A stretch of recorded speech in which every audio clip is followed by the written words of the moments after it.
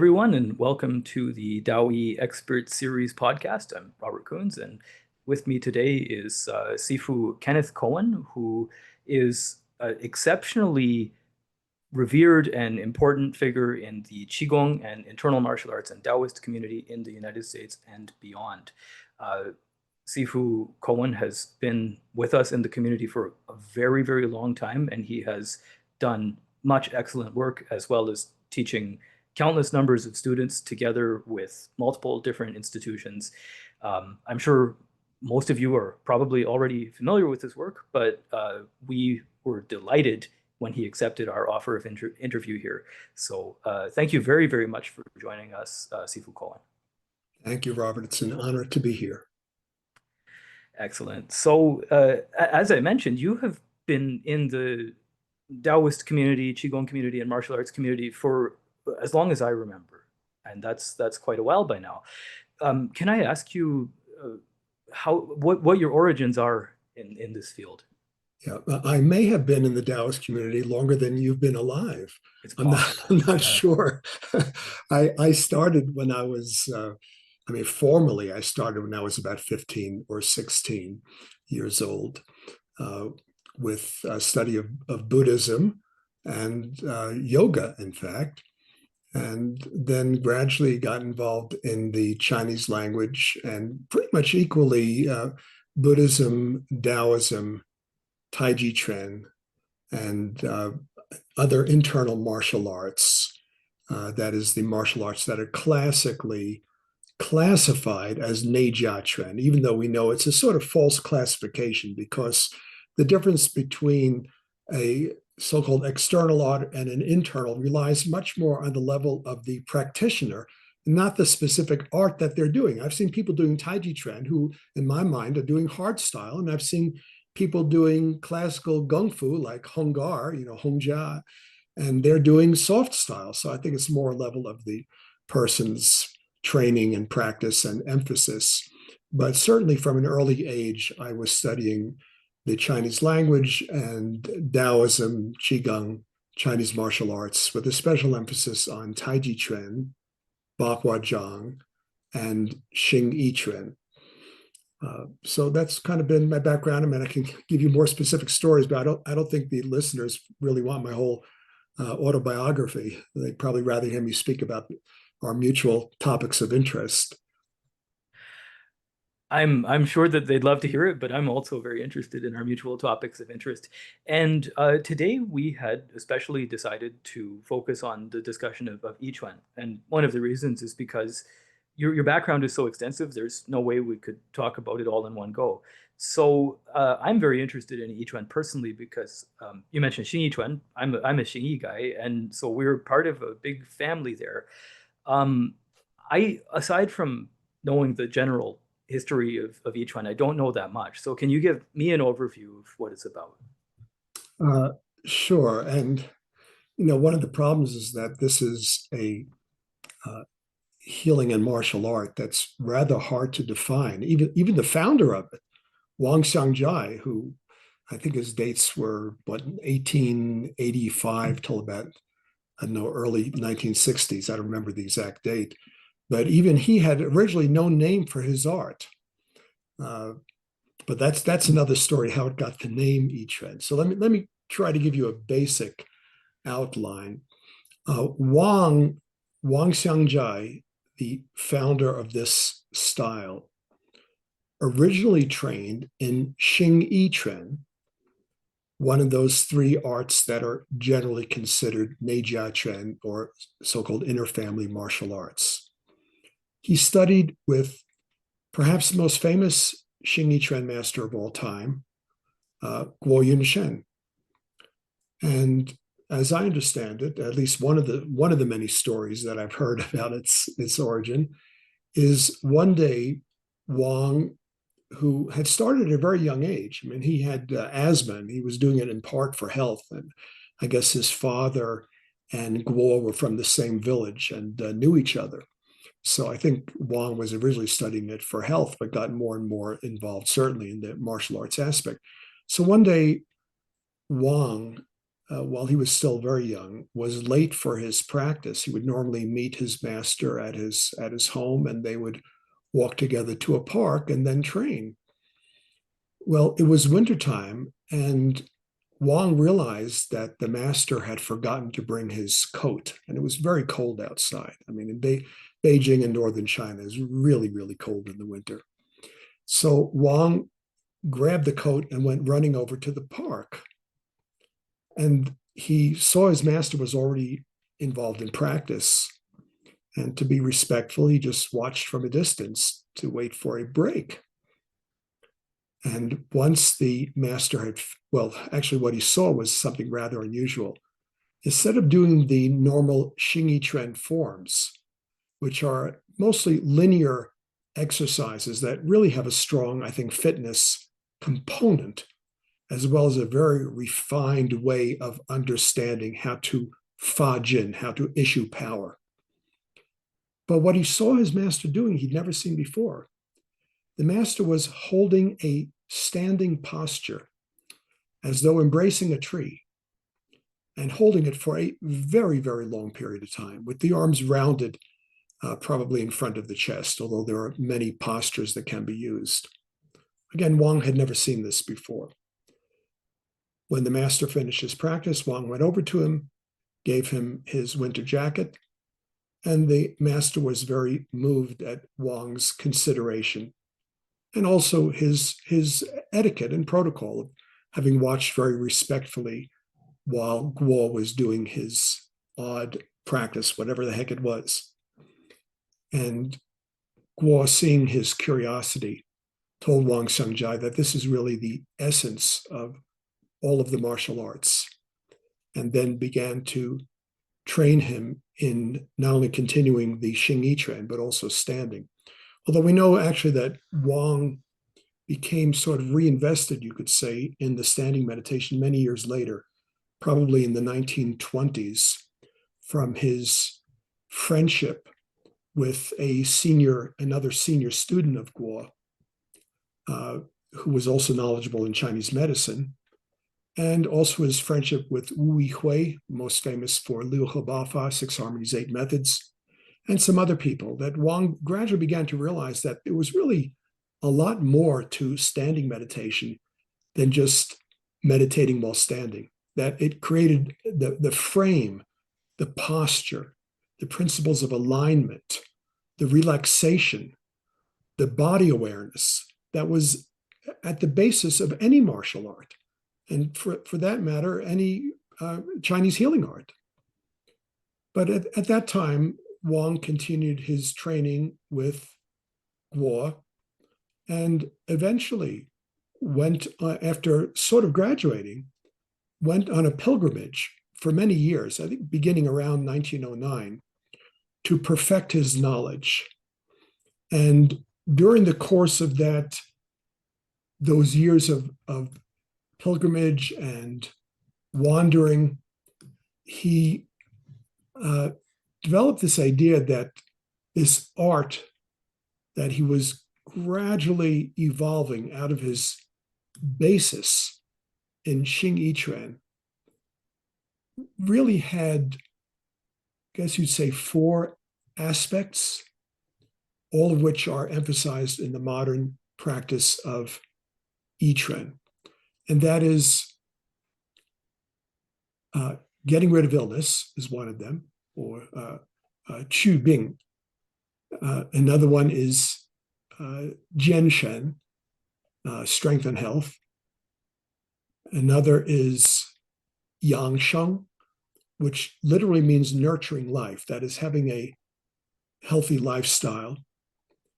And also Ji Ji, martial arts. So Wang, in the course of his own evolution, you could say, realized that this practice he was developing as a result of his foundation in Xingyi Quan and his years of pilgrimage, meeting different masters, he realized that this art went way beyond just a boxing skill, a martial arts skill, but that also included at the same time a way of training your mind and body for health, for fitness, for yang sheng, what could be called nurturing the forces of life. And that all these aspects were part of one system. Of course, it was up to the student if they wanted to emphasize one aspect or another. So, I mean, it's a long story. I mean, some of the other people that influenced him were, he was at the Shaolin Temple for a while and met a master there. I think his name was Hung Lin, if I remember correctly. So there was definitely some influence from Shaolin. And I think this particular master had also specialized in Xing Yiquan. Remember, Shaolin Temple was the home of many martial arts, not just those that are classically called Shaolin Quan, like Tan Tui or Cha Quan or Chang Quan and so forth. So that was also an influence. And then he heard in the 1920s about the fairly recently excavated Dunhuang caves in Central Asia that remain the greatest collection of pilgrimage and religious art in the world. I mean, thousands and thousands of frescoes on the walls of the cave, petroglyphs and pictographs, also sculptures, some of them outlining the religious history of China and of the religions that passed along the old Silk Road trade routes. But this man who Wang met in the 1920s, I think it was somewhere between 1926 and 1928, his name was Huang Muqiao. And Huang Muqiao had this ingenious idea. He thought, why not study the rock art panels and sculptures that depicted military exercises, dances, fighting techniques, and other forms of movement? And he thought by studying those carefully, perhaps he could, through the art, reconstruct what we know was practiced during the Tang Dynasty in that area, known as the Jianwu, the health dance, which, by the way, in later years was renamed a war dance, not to be confused with the Native American war dance, but it was also called the Jianwu, the war dance. Well, Huang Muqiao, who himself had a background in martial arts, studied the religious and military art in the Dunhuang caves. They had recently been excavated. The art dated back to, if I remember correctly, I think around 360 AD. But they had been buried in the sand for, 1,000 years. Huang recreated the ancient health dance. And when Wang Xiangjai traveled all the way across China to meet him, they had a friendly sparring match. And it was one of the few times that Wang was not able to defeat his partner or opponent. And so Wang began to study the health dance with, you could call it a rock art dance, a cave painting dance. He began to study it with Huang Muqiao. And to this day, the Jianwu, the health dance, remains one of the stages in the training of Yiquan. So Yiquan has health, meditation, martial arts. There's even influence from very ancient art in China. But let's look at the name of Yiquan. And then I'm sure you have a question about, well, exactly how do you train it? What does it consist of? Is it just standing meditation? I mean, you can't learn to fight from just doing standing, obviously. And that'll be a very important thing to address. But the name Yiquan, Wang originally taught in the parks. I mean, certainly by the he had a career also teaching the military. I mean, he was teaching martial arts to the Chinese infantry for a while. And we know for a bit of time he had settled in Fujian province. And probably, I think we can be pretty certain there's some influence from Fujian Bai He Quan, Fujian white crane boxing. Definitely crane-like movements are seen throughout the Yiquan repertoire, including in the health dance. But after that long period of time of training and teaching the military and so forth, he eventually settled near Beijing and was teaching classes. Often he would divide the class into those who were training for health, those who were training for martial arts, with preference being that you cross over to each side and you learn both the health and martial component of this wonderful system. But when people asked him the name of what he was teaching, he didn't know what to say. I mean, it wasn't the Xing Yi Quan he had learned. He had really evolved, I think, even I would even say beyond the Xing Yi Quan. Well, one day there was a journalist from Beijing who was visiting Wang's class and was amazed at Wang's ability as a practitioner and as a teacher, and at the performance of his own students. And he wrote an article in one of the Beijing daily newspapers in which he said, although Wang Laoshi, Master Wang, is unwilling to name his art, I think we should call it Da Cheng Quan, the great success or great achievement boxing. When Wang read the article, he was so upset because he thought, this is terrible.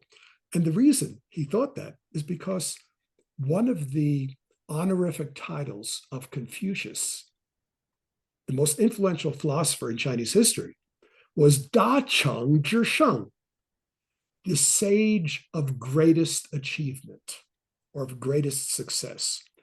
So Wang thought, if his art is being called Da Cheng Quan, the great success boxing art or great achievement boxing art, then people are going to think that he's egotistically comparing himself with Confucius.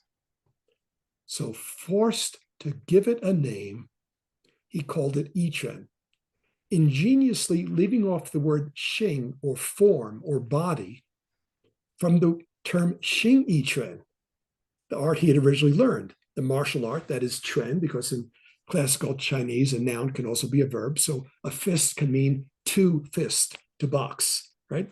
So leaving off the word Xing or form, he left the word for mind, intent, will, which is Yi. So it became Yiquan. But really, I think this was a trick. This was a sly and ingenious trick, because Wang was truly a genius. I really believe that. I think if we could have a conversation with Wang Xiangjai today, he would say, although I called it Yiquan, I'm just hypothesizing, okay? I think he would say, although I'm calling it Yiquan, so that no one thinks I'm doing Xing Yiquan, and because people are so obsessed with the body, let's focus a little more on the mental mind aspect. So I'm calling it Yiquan, but actually it's not even Yiquan, because as you train, as you xiu lian, cultivate and practice, you find out what you thought was your body is not the body. What you thought was your mind is not the mind. So I think I could have a delightful, somewhat humorous conversation with Wang. If we could invite him into a time machine to appear here right now, and I would say, Wang Laoshi, Master Wang, I think you're truly a Zen master, a Chan master, using the Chinese word for Zen Buddhism, because you have realized a state of being beyond both body and mind. You've realized that the only mind you can know is your idea of who you think you are, which is obviously not who you really are. Who you really are, you learn through experience. And I want to pull up a note here for myself, because I found a wonderful quote that supports this theory I've long had, that Yiquan was just a convenient term, but Wang really didn't put too much importance on any title for his art. This is a quote from Gu Yunen, quoted by his student Wang Xiangjai, founder of Yiquan. Here's the quote. When there is form and intention, it is not yet true skill. I'm going to repeat that. When there is form, that's Xing, and intention, Yi, it is not yet true skill. When technique achieves the level of no intention, then miracles happen. So there it is. It's Yiquan, but it's not really Yiquan. It's Xing Yiquan, but it's Xing Yiquan without the Xing, without the Yi. And yet with Xing and with Yi, there's the paradox. There's the Maodun, the paradox, that there is training of the body, training of the mind to eventually reach a state that in Buddhism and in Taoism could be called Shu, emptiness, or Kong, another word for emptiness. So I know it's a little bit roundabout discussion, but that's kind of the origin of Yiquan, basis in Xing Yiquan. Wang Xiangjai's years of travel and perfecting his knowledge of both the health and martial aspects, as well as the psychological and spiritual aspects, and eventually coming up with an extraordinary method of training. Now, I don't know if you want me to go into some of the training. What are the actual skills that we work on? Because again, a lot, and I'm mentioning this, Robert, because there's a lot of misunderstanding about Yiquan. I've met so many people, including Chinese colleagues, who think that Yiquan means doing standing meditation. I tell them, well, what else do you understand about Yiquan? They say, oh, well, it's standing. It's a fantastic system of standing. Of course, now we do have a lot of literature. People can do their research, but until pretty recently, most people thought that more or less defined Yiquan. That's the foundation, but it's only one small part. There's much, much more to it. Yeah, I actually have a nitty-gritty question, which is, I know that each one has also this kind of I think they call it Shi Li, Right. to try the force, and is this was something that always confused me in the past when I would look at each one from the outside. Was is there a difference or a continuity between the Shi Li practice and the health dance? Oh, absolutely. Absolutely. So let's backtrack a little bit for our listeners who are not familiar with Shi Li Sure. or with the systematization of practices in Yiquan. So you have standing meditation. Okay, that trains you in good posture, relaxation, body awareness, alignment, all of the principles that we know are important for chi flow, for energetic flow, for groundedness. So that's your basis. But then there's also bufa, that is walking or moving methods. And I was so grateful that early in my training, I actually became a student of one of the direct original disciples of Wang Xiangjai, who kind of gave me the map of how everything fit together and gave me a more systematic way of training the bufa.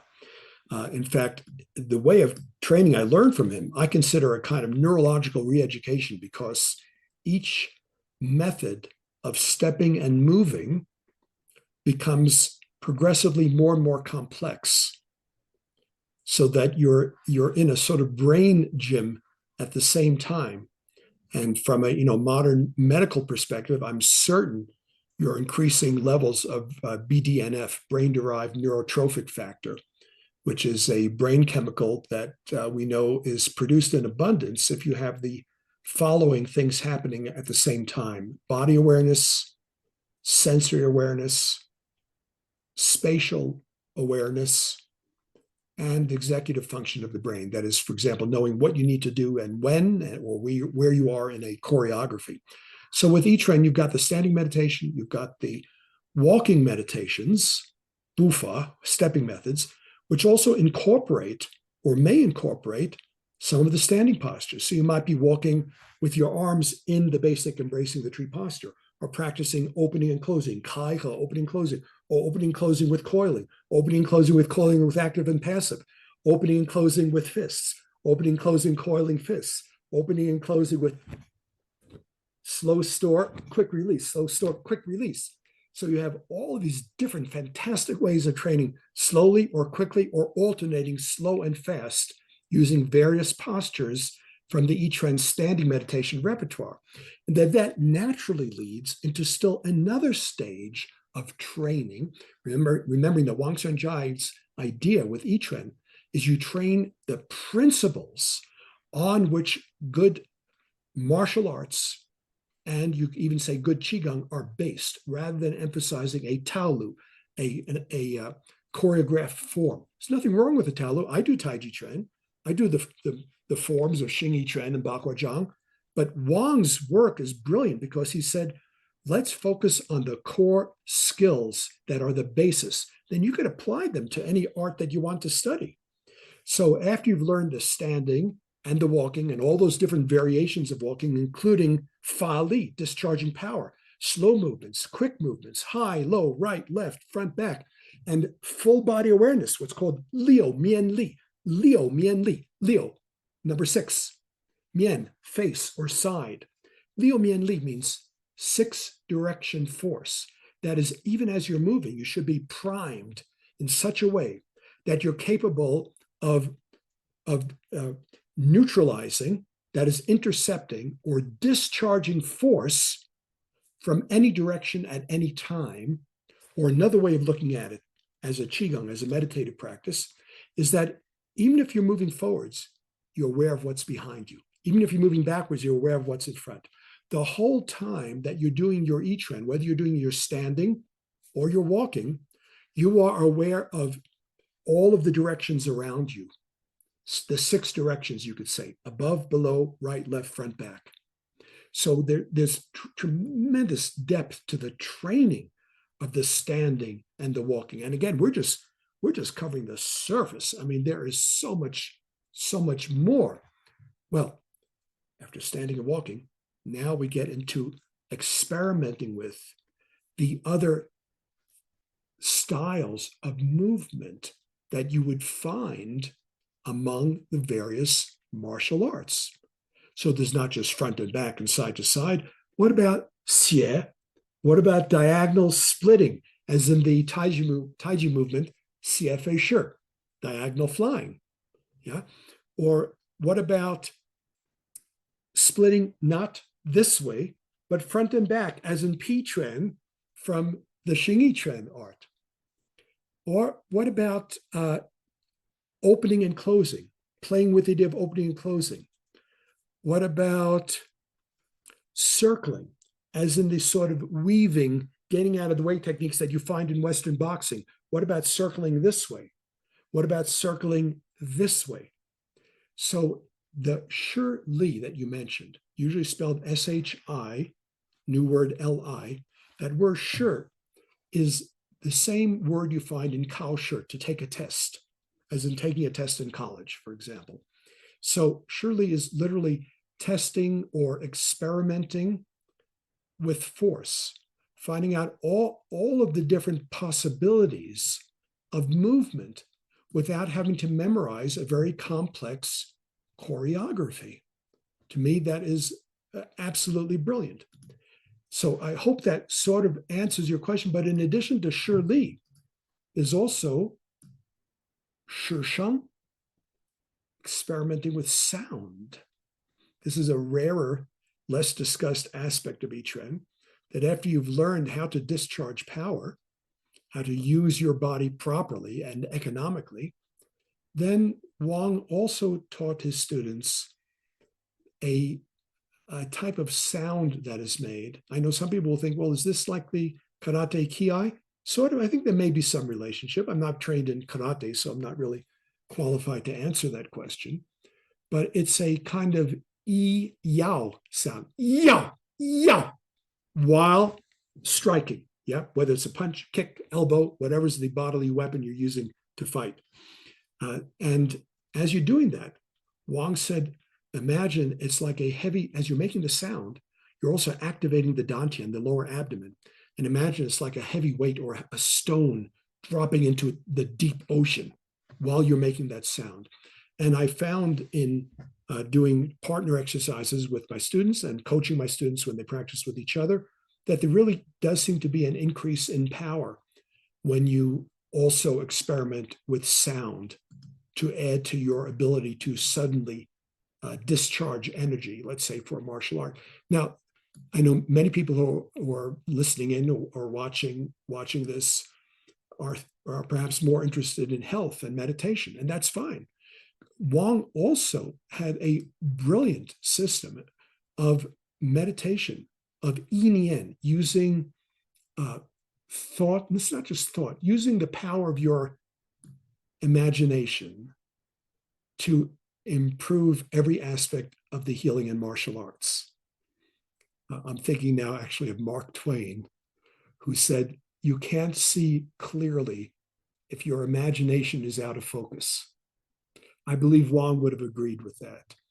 And his system of meditation that can be done while doing the standing meditation, while holding the postures, is extraordinary. I'll give you just one or two examples. Let's say you're uptight, you're tense, you're dealing with stress. Who isn't in the world today? Or in Wang's time, very, very chaotic times that he lived through, including the Communist Revolution.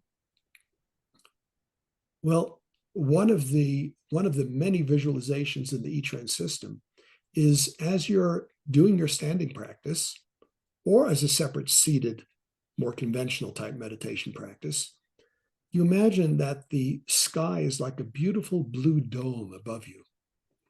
And attached to that sky dome are innumerable dewdrops. The dewdrops are sparkling, the way you might see them clinging to the grass at dawn, early in the morning, on a spring day. So the blue sky dome has innumerable dewdrops attached to it. The dewdrops begin to fall until you're in a rain shower of falling dew. And as the dew washes along your body, it washes away stagnation, carrying it deep into the earth. Or another one, again, can be done while you're doing your standing. You imagine that all of your thoughts, and we could even say all of your thoughts and worries, are like leaves clinging to a tree in late autumn, a few dry leaves that are left on that tree. And there's a campfire nearby. One by one, the leaves are blown by a gentle breeze into that campfire. One by one, your thoughts and worries disappear until the tree is completely shorn of its autumn leaves. And now you let the image go and you remain in that state of absolute inner peace, quiet, tranquility. So there are many, many visualizations that can be done, including some that would add more to your skill level in standing and in martial arts. As one example, then I know you probably got some other questions. Let me just finish up with this, then we'll see where our conversation goes. One of the aspects of Yiquan standing and visualization that I'm very fascinated by, and again, I'm not outlining the entire system, there's more to it. This is a very rich style of cultivation, of healing and martial art cultivation. One of the aspects I'm very interested in is what's called the Maodun or Maodun Tedian, the paradoxical characteristics. I'll give you a few examples, and then I think our listeners and you as well will certainly understand what I'm talking about. One of the things you can focus on is that when you're moving, there's also a background of stillness. Yet when you're still, as for example in standing meditation, there's a lot of movement happening. You're aware of different parts of your body. You're aware of the distractions of the mind. So Wang said to seek stillness in movement and movement in stillness. He also said within emptiness, there is fullness. Within fullness, there is emptiness.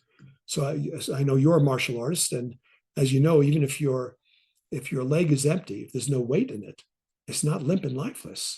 There's something inside there. It's still primed for an attack, still primed for motion. So within emptiness, there's fullness. Within fullness, there's emptiness, there's agility, there's lightness. Another one, within sinking, there is lifting. Within lifting, there is sinking.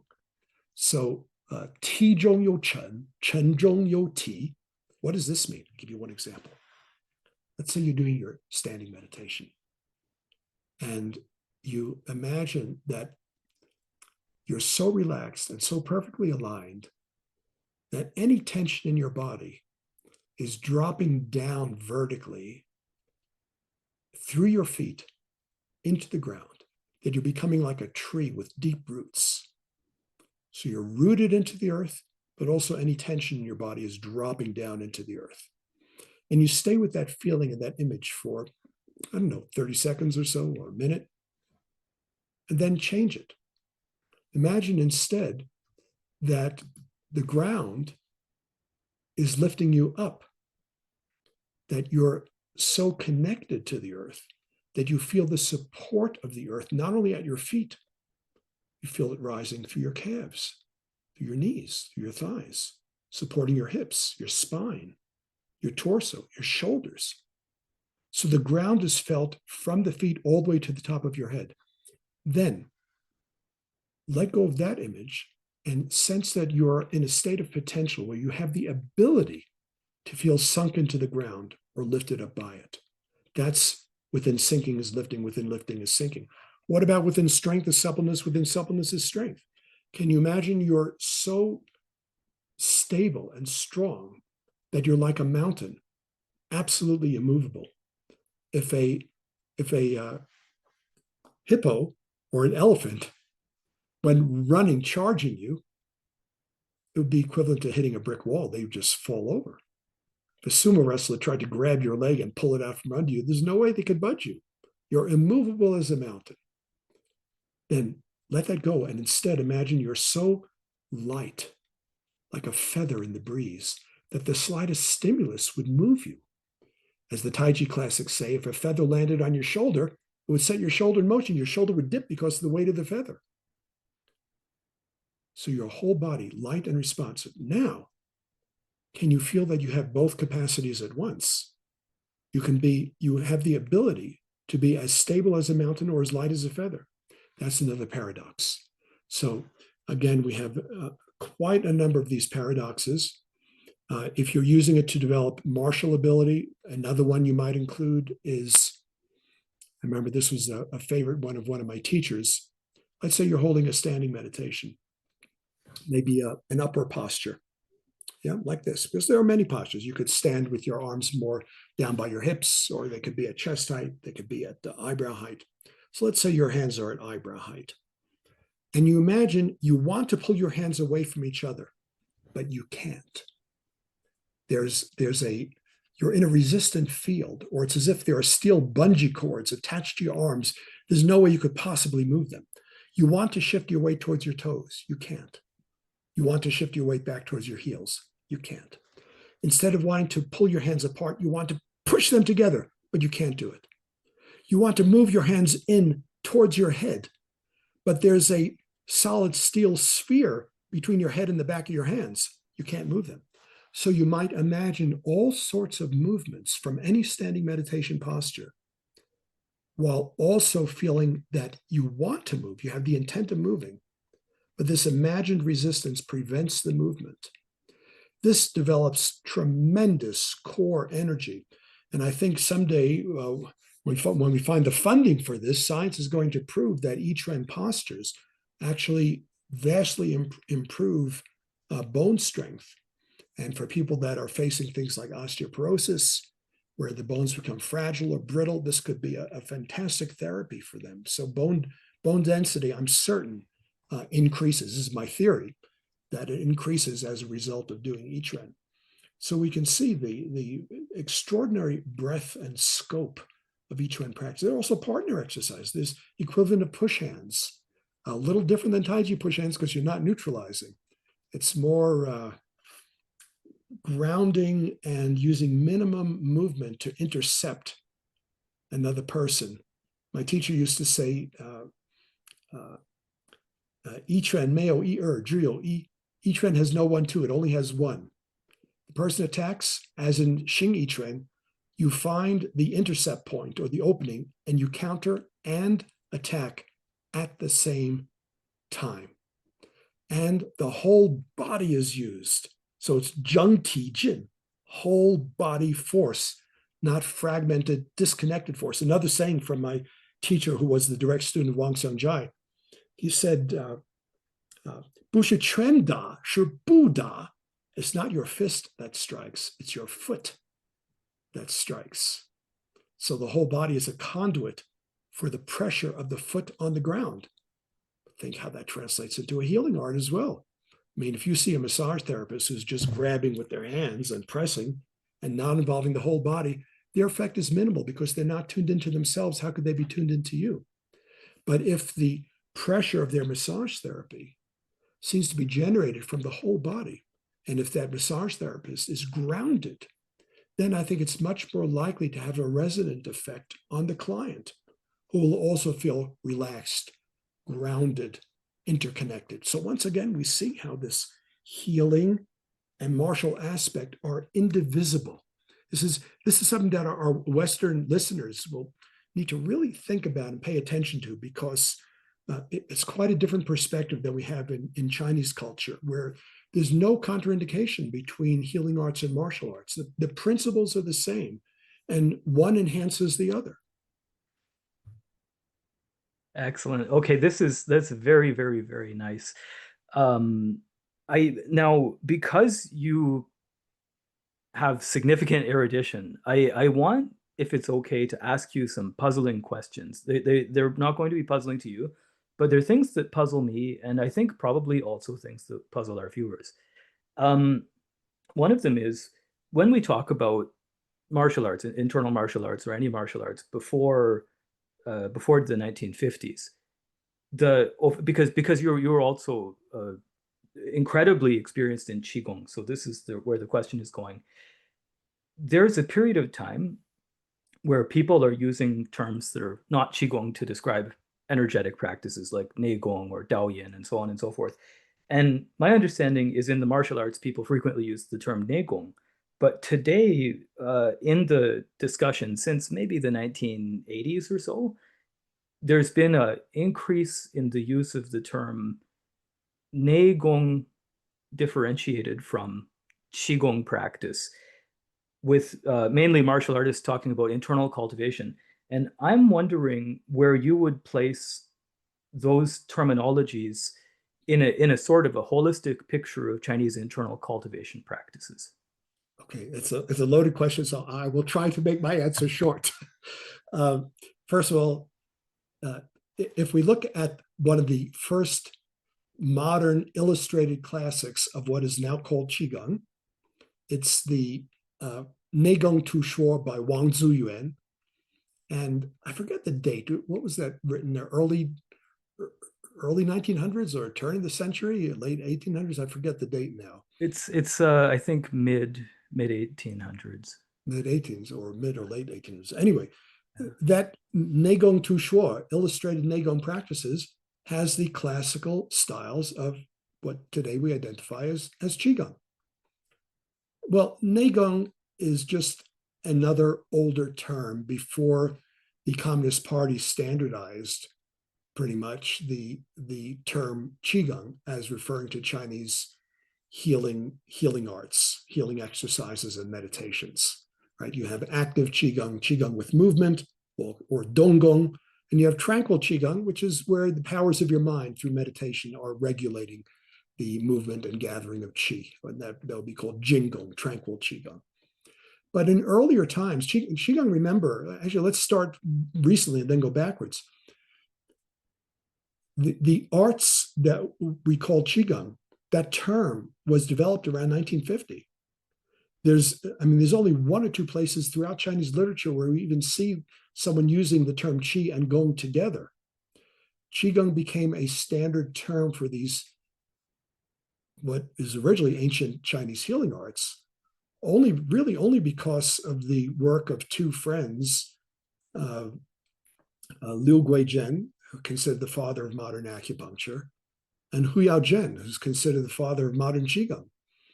These two friends, realizing that any art associated with Taoism could be branded Fandong, counter-revolutionary. In fact, Taoists, after the Communist Revolution, were called Fandong Daoshi, counter-revolutionary Taoists. And one of the first chair people of the Chinese Communist Party even identified Taoism as one of the major challenges in recruiting young people into the Communist Party. So Taoism was almost treasonous for a period of time. Maybe not now, but I would say right after the Communist Revolution. Realizing that Taoist arts included these ancient healing arts, these two friends, both of whom were involved in Chinese healing arts. In the case of Hu Yaozhen, he was also a martial artist and a Taoist priest. They decided, why don't we see if we could sort of medicalize these ancient healing arts, see if it can be used for patients who are ill to treat different diseases. That was a radically new idea. I mean, you originally did these exercises and meditations to reset your body's whole healing and spiritual system, to connect with the energies of the universe. There was no such thing. I mean, it's almost It was so rare that it hardly existed, the idea of using what we now call Qigong to treat a disease. That wasn't its purpose. You you optimize the system, whatever's out of balance will tend to move towards balance. But they had this brilliant idea around 1949, 1950. Let's see if we can use these ancient Taoist exercises as a sort of outpatient education to help people improve health and maybe even to get over disease, and perhaps even using it in the hospitals. They collected a lot of data and made a very strong case, and it was really the result of their work largely that Qigong was approved and was allowed to be practiced.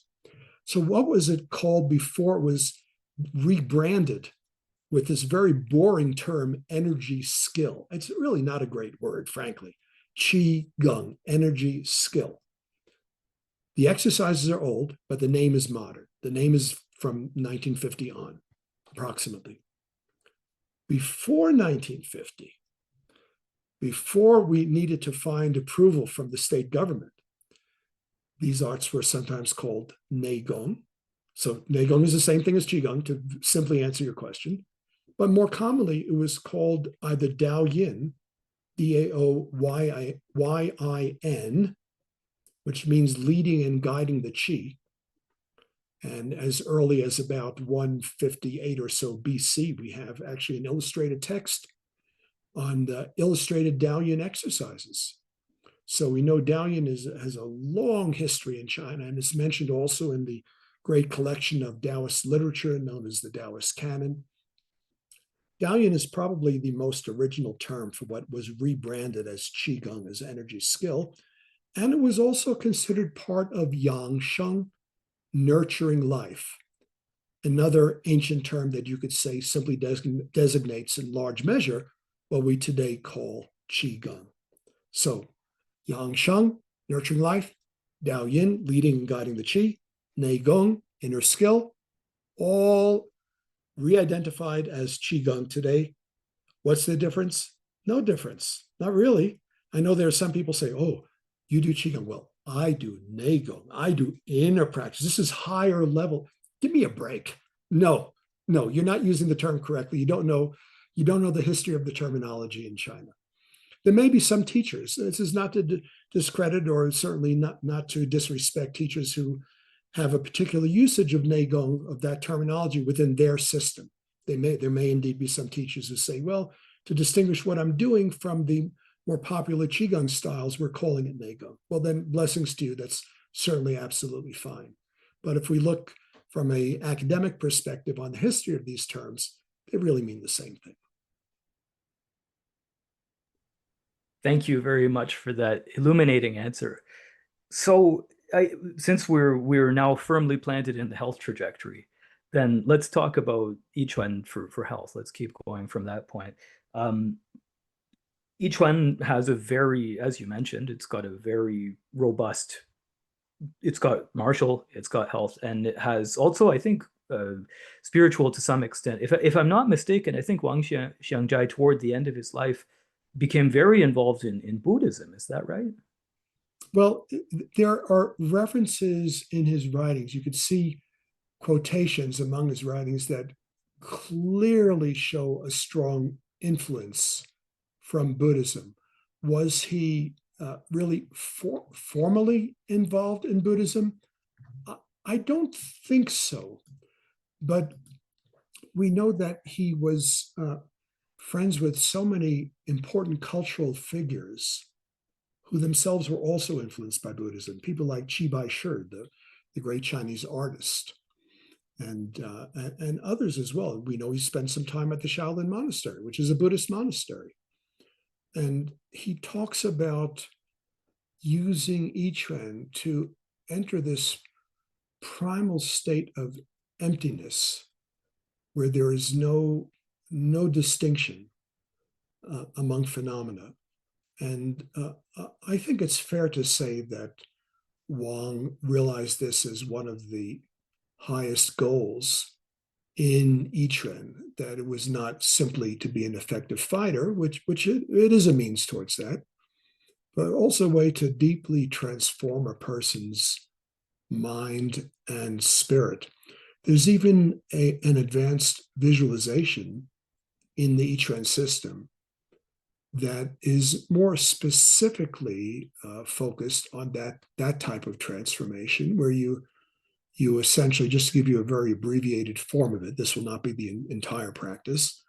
You're essentially imagining that you are a kind of cosmic being in the universe with spinning rings of chi moving in every possible direction to the infinite reaches of the universe, with your body being permeable. You're suspended in space, and those spinning rings of energy are also moving through your body without meeting any obstruction, until you sense yourself as part of a great pulsating web of chi. When I first learned that method and realized how old it was, long before quantum mechanics, I was astounded at the similarity to string theory in modern physics. I think if Wang saw some of the images that physicists today are using to represent string theory, that the universe consists of these different sort of interdimensional vibrational fields, Wang Xiangjai, the founder of Yiquan, would have recognized that imagery as entirely consistent with the way he experienced the universe. So again, was Wang formally a Buddhist practitioner? Did he take the Buddhist vows and become, in a sense, a Buddhist? I'm not certain. I really don't know the answer to that question. And yet, Wang, who was originally illiterate, from what I understand, he learned to read from his wife.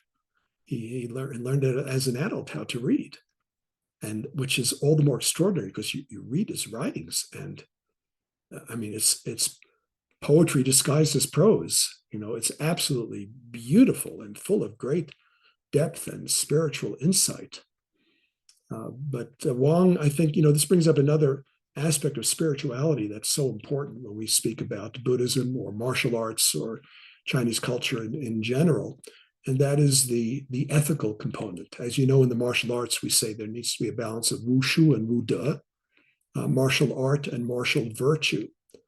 And in the spiritual arts, such as Buddhism and Daoism, again, integrity, de in Chinese, virtue, sometimes translated virtue, which we might think of as being true to your principles in the face of adversity. At least that's one important aspect of it. I think that plays a major role. Think of the precepts in Buddhism or the precepts in Taoism. When you become a Taoist priest, again, there's a set of precepts. My first Qigong teacher, B.P. Chan, who was also my first teacher in standing meditation, he used to say that the payment we would give for classes, and in my case, I was taking both group and private classes, he said, that's just a token of support for your teacher. He said, the only real payment that he demands if a person is to continue training with him is payment in character, is the way he put it. He said, if someone doesn't have the ethics and the character to use these skills ethically to better themselves, their community, their society, then he won't continue teaching them. And he was, as with my other teachers, were all great examples of wude, of virtue. And is that virtue unique to martial arts in China? No, it's equally within all of the spiritual traditions of China, the Sanjiao, the three teachings, that is Buddhism, Taoism, and Confucianism. No wonder there's a saying, Sanjiao Gui Yi, the three teachings are a unity, Buddhism, Taoism, and Confucianism. I know a lot of our listeners might be thinking, well, I thought it was Confucius that was the one concerned with ethics. No, not true. It's really not true. There's a major ethical dimension in all three, and we need to not ignore that when we're talking about spirituality in Chinese religious history. I think this is a pretty important point that maybe people sometimes they miss, because we have a kind of discourse in some parts of the English language literature where Confucianism and Taoism are sort of bivalent, but I think that maybe not really the case. Now, bringing it back into the practice part of Yiquan, we discussed Buddhism briefly, but does Yiquan also have these ideas like refining the essence, transforming the qi, refining the qi, etc., to avoid as like Well, oh, Xing great Chen? No, question. they don't have that. I'm so glad you asked that question. Uh, Now, I could be wrong. I don't know everything. I study. I'm still in the process of learning. Hopefully, I'll be learning right up to the end of my life. That's what keeps us young. I think someone who knows they're as good as dead. You know what I'm saying? They think they know everything. So, from what I understand, and from my own research, and from speaking with my own teachers, I don't think Wang mentioned uh, the three treasures, Jing, Qi, Shen. At least not in the way that they're usually spoken of in Taoist discourse. Because what you're referring to is the famous saying that begins "Lian Jing Hua Qi, Lian Qi Hua Shen, Lian Shen Huan Xu," and sometimes it goes beyond that. That is, refine the Jing, the essence energy, sometimes considered sort of sexual vitality. Refine the Jing so it transforms into Qi, or so that it transforms the Qi. Then refine the Qi so it transforms into Shen, or spirit, and refine the spirit to return to emptiness. And from emptiness, you're one with the Tao. It seems a very piecemeal, rather complicated approach to developing emptiness. There's some value to it.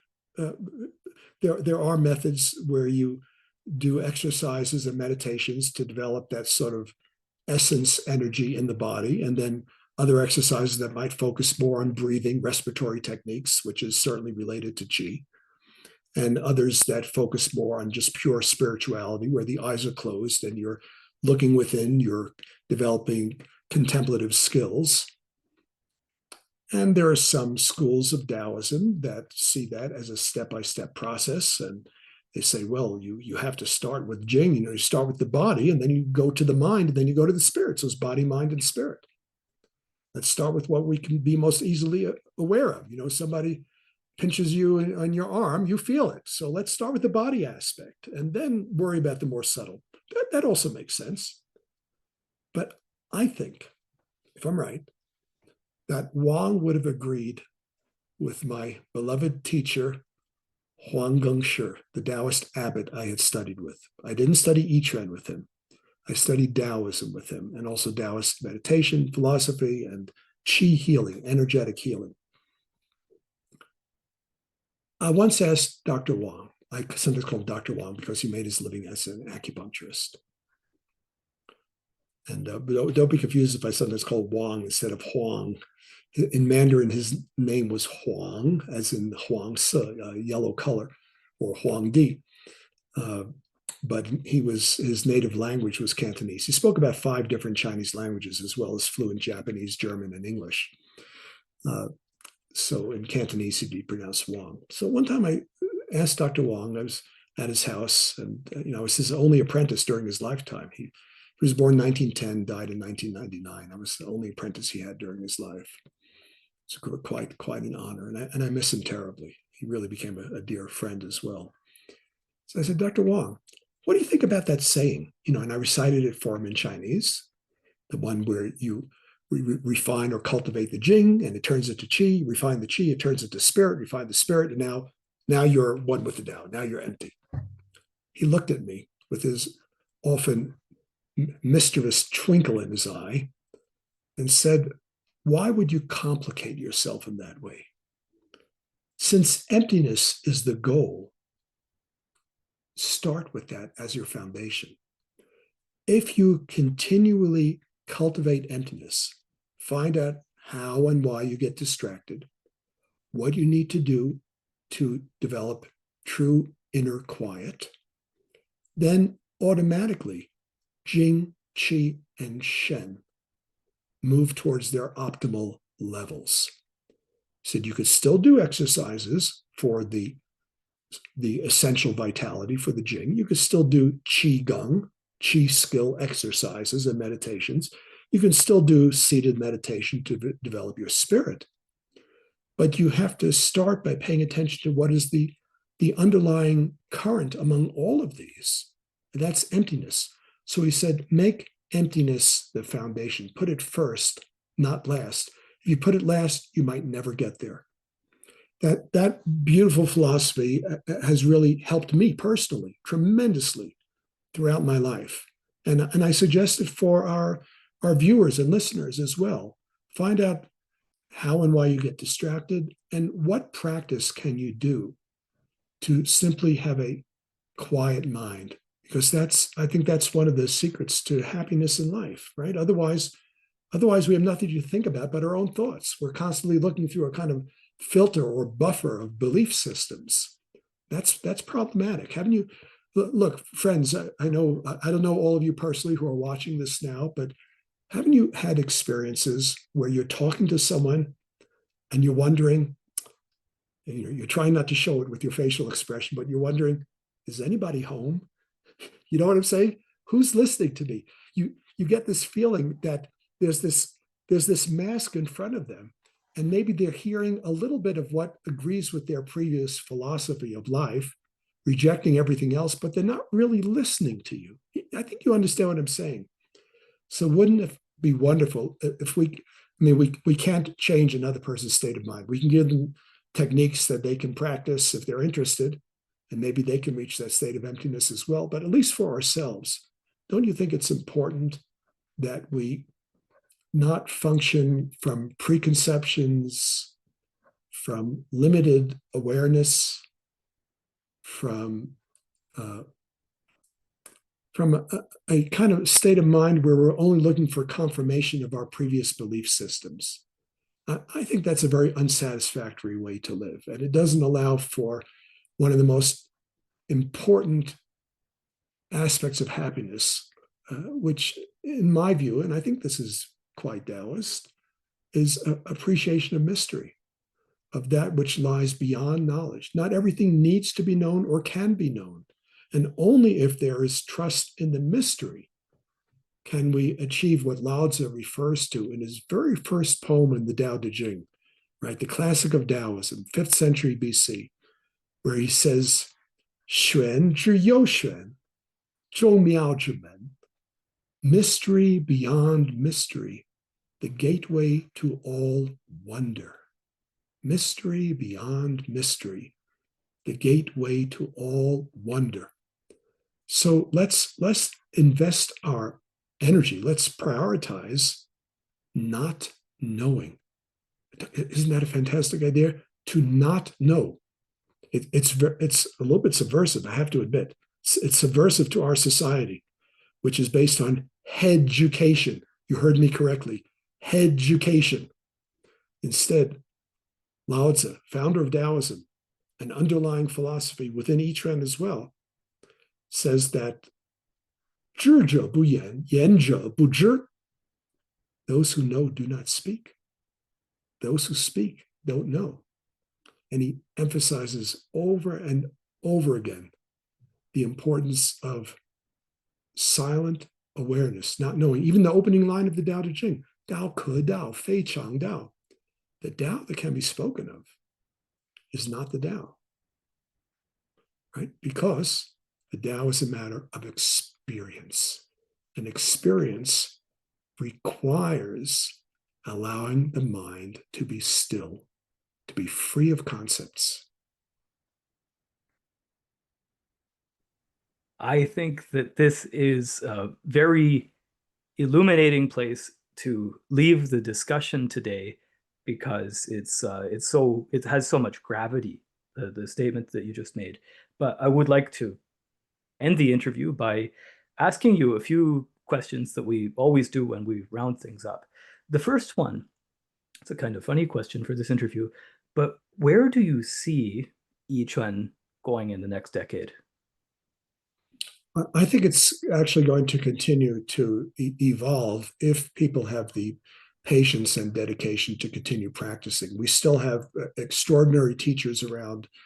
I'm thinking of Cui Ruibin in China, and of course the Yao Zongshun's twin sons, who are directing kind of the World Yiquan Society out of China, but they also have satellite organizations I believe in Poland, and there's an outstanding there are some outstanding Yiquan teachers in France, in fact all over Europe, and there are some in the United States. So thankfully, we have all of Wang's writings. We have some other outstanding authors. Yao Zongxun, who was Wang's senior student, he wrote an extraordinary book on Yiquan. We have the materials there, and if people can remove themselves long enough from all the electronic distractions to really prioritize training and practice, because you can't get this from reading. I'm hoping I'm inspiring all of you to practice. You're not going to learn Yiquan through watching this YouTube or watching it on the internet. But if people really train, the skills are available. The information is out there, and we have still alive today outstanding examples of these practitioners and skill levels. So I think there's still a bright future ahead for the Yiquan system. Excellent. So, and then one last question is, where can we find you if we want to find you? I should say something very Taoist and mysterious, but I'm not going to. I'm just going to be practical. Look, easiest thing is go to my website. I have a number of domain names. You could just use my name, KennethCohen.com, KennethCohen, KennethCohen.com. Or you could go to QigongHealing.com. It brings you to the same place, QI. Don't put it through a spell checker. It's not QUI, it's QI. So QIGONG healing, all one word, QigongHealing.com. I also have a Facebook page. If you look for, just do a Google search for Ken Cohen Qigong research, and it will come up. And there's you'll see on my website, under the various arts that I teach, there's even a link to an Yiquan 7-week course that I taught, which is available for purchase. 7 90-minute classes with original translations, transcripts of my talking, and you'll be able to view the videos forever and so forth. So again, probably start with my website, and you'll see the information there. Excellent. And we will make sure to put all of those links in the description below. Thank you very, very much, Sifu Cohen. This has been a wonderful conversation, and I hope that we can bring you back to have a discussion about even more of the topics that you're an expert in the future. I would love to. This is something that I've been practicing this for over 50 years, practicing and teaching actually for quite a bit longer than 50 years, and I'm still learning. I'm still engaged with the process. And as you may have guessed, it's something that I love and hope to do for the rest of my life. Excellent. Okay. Well, everybody, you have seen it here first, and I hope that you learned a lot. I sure did. So thank you very much for watching, and we'll look forward to seeing you again in the next one.